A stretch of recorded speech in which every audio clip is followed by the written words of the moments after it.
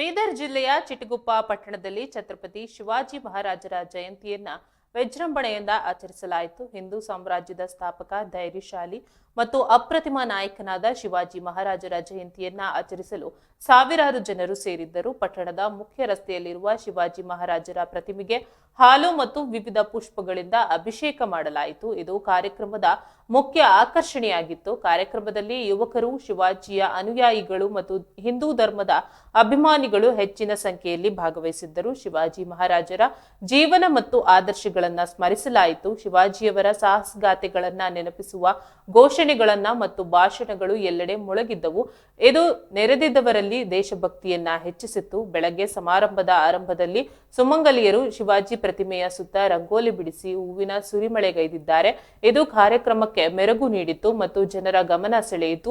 ವಿವಿಧ ಸಾಂಸ್ಕೃತಿಕ ಕಾರ್ಯಕ್ರಮಗಳು ಮತ್ತು ಮೆರವಣಿಗೆಗಳು ಸಹ ನಡೆದವು. ಇದು ಶಿವಾಜಿ ಮಹಾರಾಜರ ವೀರತ್ವವನ್ನ ಸಾರಿತ್ತು. ಈ ಸಂದರ್ಭದಲ್ಲಿ ಮಾತನಾಡಿದ ಸ್ಥಳೀಯ ಮುಖಂಡರು, ಶಿವಾಜಿ ಮಹಾರಾಜರ ಆದರ್ಶಗಳು ಎಂದಿಗೂ ಪ್ರಸ್ತುತವಾಗಿವೆ.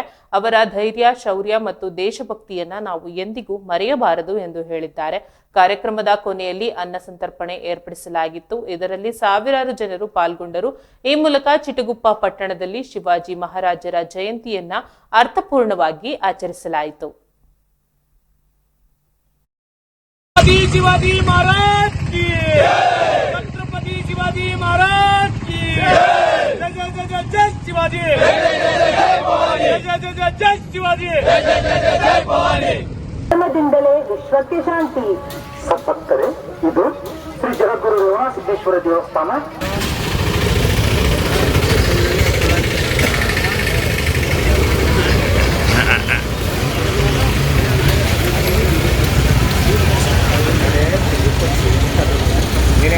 బంగారం చేపిస్తాం